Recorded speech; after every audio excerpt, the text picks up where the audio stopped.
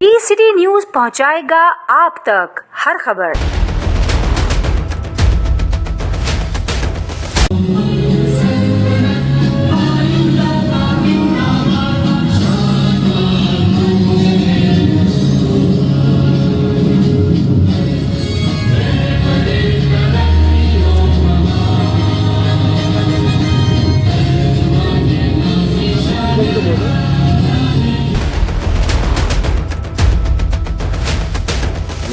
Relation होना चाहिए, वो जाहिर है इस तरह का एतमाद साजी होनी चाहिए कि दोनों मिलकर चलें, तभी पाकिस्तान आगे बढ़ेगा। इसी सिलसिले की कड़ी आज का ये हमारा प्रोग्राम भी है। जनाब, आज इस बामकसद तकरीब में आप सब लोग तशरीफ़ लाए हैं और ये वैसे तो मीटिंग विद आंसर क्वेश्चंस भी हैं और तकारीर भी हैं यहाँ पर जो हम बात करेंगे। FBR और ऑल कराची रियल्टर एसोसिएशन के साथ से ये तकरीब मुनक्किद की गई है।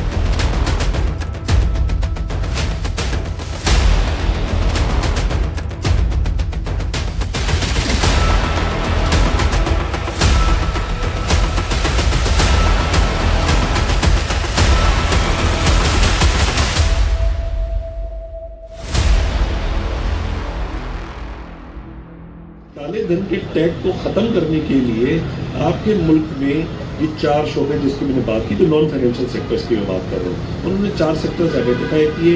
मैंने आपको वजाहत से बताया कि 2 सेक्टर्स रेगुलेटेड है, वो अलग हो गए।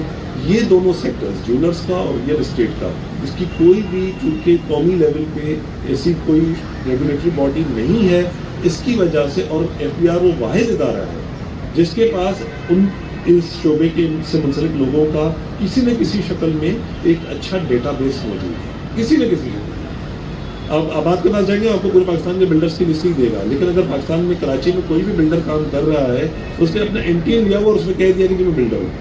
अब उसके बाद उसने डिक्लेरेशन में कुछ भी किया, लेकिन उसने NTN ले लिया।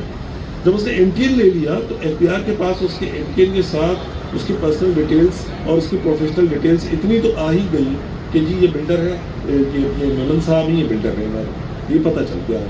अच्छा, जो DNFPP है ना, ये बेसिकली है तो एंटी मनी लॉन्ड्रिंग के हवाले से पाकिस्तान में FATF का अमल दखल। अच्छा, FATF को इंटरनेशनली कोई सरकारी या एक ऑर्गेनाइज्ड इदारा उस तरह से नहीं है, जैसे कि हम UN है या UN की बॉडीज़ हैं, वर्ल्ड बैंक है, वर्ल्ड बैंक की बॉडीज़ हैं, एशियन डेवलपमेंट बैंक है, उसकी बॉडीज़ हैं।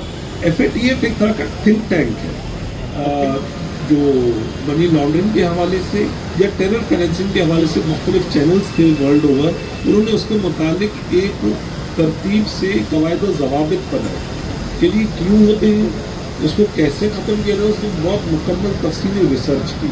इसमें कोई 42 ममालिक है, इसमें पाकिस्तान उस मुल्क का उसका कोई हिस्सा नहीं है।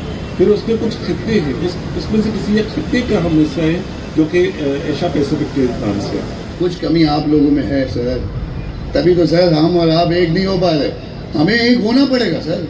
और मैं जैसे कि हमेशा कहता हूँ कि सर आप लोग अपने इदारों के कस्टोडियन हैं, इस मईशत के कस्टोडियन हम हैं सर। तो हमें अपना काम करने के लिए आपकी ज़रूरत है, क्योंकि हम चाहते हैं कि हम देखें, कमाना हमें आता है, हमें 100 के 200 और 200 के 400 बनाने आते हैं।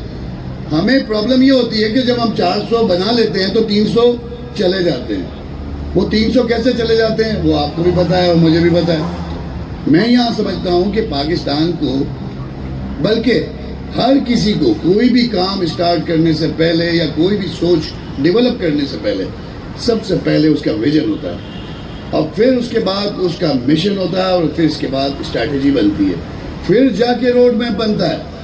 यहाँ रोड मैप सबके पास है, यहाँ विजन किसी के पास नहीं है। में भी हेल्प करते हैं, SRB में भी उनकी हेल्प करते हैं। तो ये FBR ने हमें एक अपॉर्चुनिटी दी है, और मैं पाकिस्तान के नौजवानों को स्पेशली ये पैगाम देना चाहता हूँ कि कामयाबी का रास्ता जो है ना, वो डिसिप्लिन, रजिस्ट्रेशन और कवानीन की पाबंदी से होकर गुजरता है। ठीक है, हमेशा हमें शॉर्टकट्स चाहिए होते हैं कि हम शॉर्टकट्स लें, हम टैक्स से बच जाएं, हम थोड़े पैसे बचा लें, टैक्स की मद में थोड़े से पैसे बचा लें। लेकिन बीइंग अ फाइनेंस पर्सन मैं ये कहता हूँ कि it is not your liability, it is your investment. ठीक है, टैक्स आपको इनडायरेक्टली इन फ्यूचर आपके ही काम आएगा। और आखिर में मैं एक बार फिर जो है वो शुक्रगुजार हूँ हमारे FBR ऑफिशियल्स का, हमारे रियल इस्टेट्स वालों का। जनाब, मैं तो यही कहूँगा कि ACM ने अपनी रिवायत को कंटिन्यू किया है।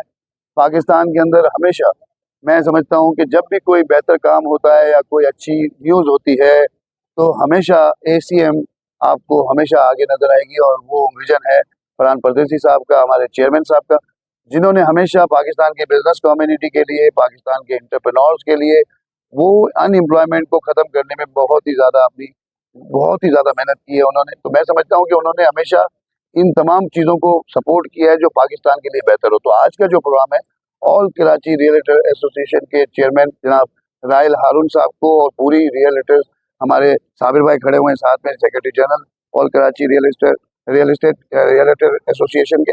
तो मैं समझता हूँ कि ये आज का जो इनिशिएटिव हम लिए हैं हमने, उसका मकसद ये है कि ऑल कराची रियल्टर एसोसिएशन और FBR, जो कि हमने आज डायरेक्टर साहब को बुलाया है, इंजीनियर जनाब अब्दुल कादर साहब को जो डायरेक्टर सिंध हैं, उनको आज बुलाया है कि आज वो आके पाकिस्तान के अंदर जो इस वक्त रियल्टर्स के इश्यूज हैं, जो प्रॉपर्टी के हालात और मामलात हैं, उसमें FBR कितना फैसिलिटेट कर सकती है और हम FBR के साथ कैसे कोलैबोरेशन के साथ आगे चल सकते हैं।